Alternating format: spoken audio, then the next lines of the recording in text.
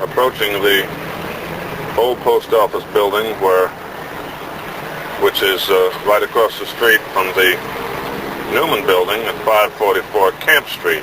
What was there? Well, this is the address which Lee Oswald gave for his first Fair Play for Cuba pamphlets. Now, this building, 544 Camp Street, is the building in which Guy Bannister had his office on the side. Guy Bannister, of course, is the most militant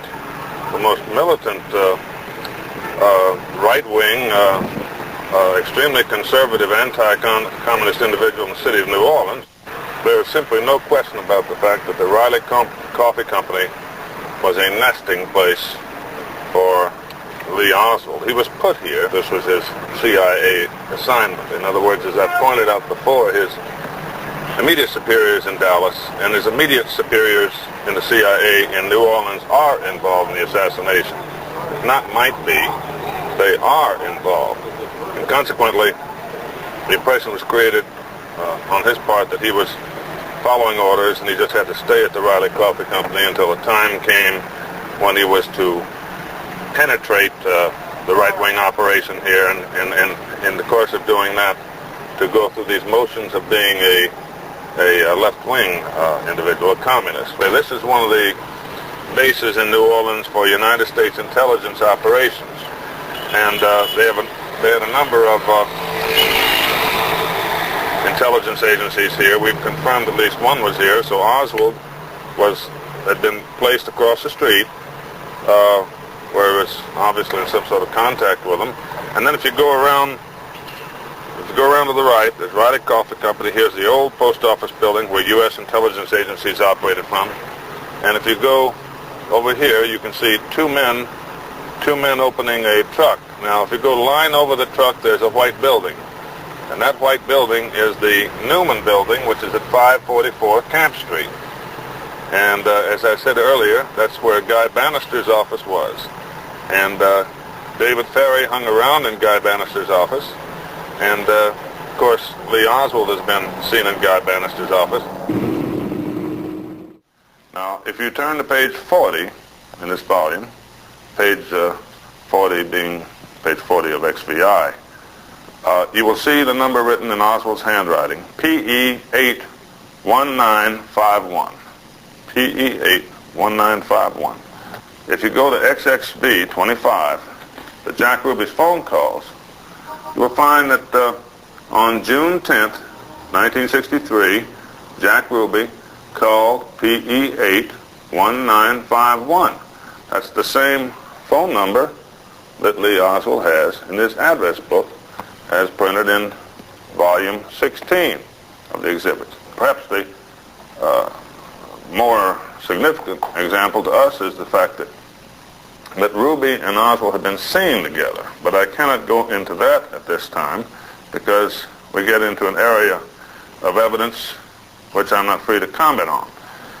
But you have witnesses, however, who have said they've seen Ruby and Oswald together. Oh, yes. In Dallas or here? In more than one city, if you don't mind not putting it that way. Now, another connection to come from another direction is the fact that Jack Ruby had a business acquaintance named Bertha Cheek, and there were several real estate transactions in which Jack Ruby and Bertha Cheek worked together, and they know each other in a business way, and that's been established without any question, because you can even find that in the Warren report. Now, Bertha Cheek has a sister named Earlene Roberts. Earlene Roberts was the landlady where Lee Oswald was living when he was killed at 1026 North Beckley. So you have there the case of Bertha Cheek being a business associate of Jack Ruby. Bertha's sister is Earlene Roberts. Lee Oswald is staying at Earlene Roberts' house when he's arrested. So again, there's another correlation. Isn't this just a coincidence, however, rather than something more solid, like somebody who'll swear they've been seen together? Any one of these, actually, this is what you call circumstantial evidence, and your question is certainly a good question to ask, but the answer is that circumstantial evidence is actually, to man has practiced law, circumstantial evidence is actually more binding and harder to get away from than witness evidence, because sometimes the eyes can be mistaken. You say, is this coincidence? Any one of these factors of correlation could be coincidence, but the steady accumulation of them is not. To sum it up, it is impossible that they did not know each other. How wide is a conspiracy? It is finite in the sense that it has limits. It is not such a huge thing that it is unsolvable. On the other hand, it is considerably wider, I think, than the average person might have assumed.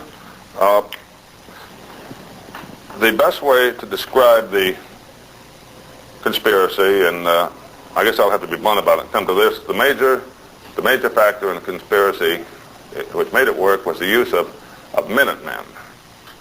And it was extremely well financed. There were individuals in the Dallas Police Department, like a grapevine coming down the side of the building, which had relationships with each other and also relationships with the individuals who killed the president, who killed Tippit, and who killed Oswald.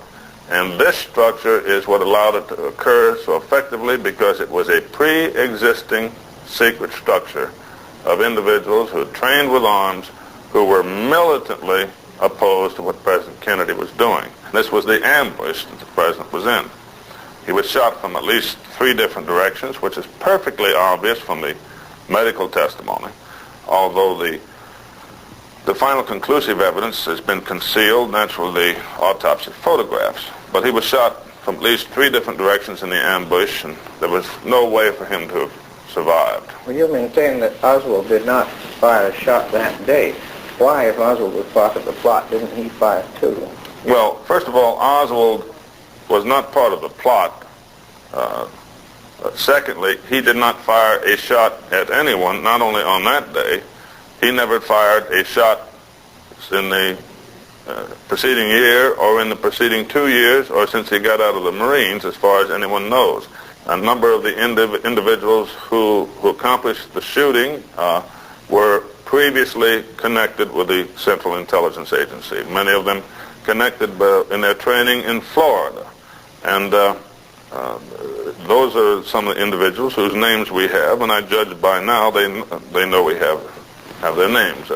The thing which seemed to have bothered the United States and caused a major world power to participate in such a lowly fraud, such an indescribably low fraud, was the fear that the reputation of the United States or the Central Intelligence Agency would somehow be damaged when it came out that former CIA employees were involved in the assassination, and that individuals with control over Oswald, CIA employees, were involved, and that Oswald was working for the CIA. So the United States government participated in one of the greatest lies in history in order to save its face.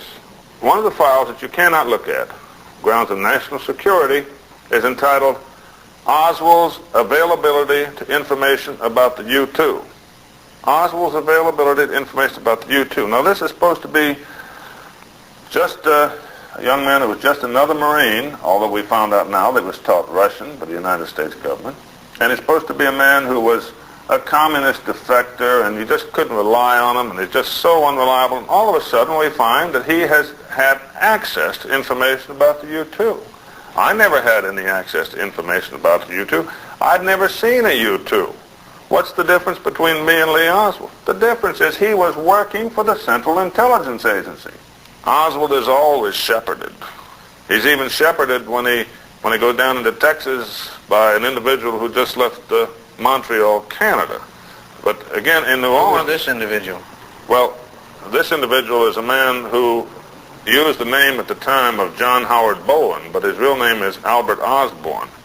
But anyway, in New Orleans, the custodial group includes Mr. Ferry, and he's one of the people who was helping to let Oswald be de-Dallasized, and secondly, acquire the identification as a communist, in quotes.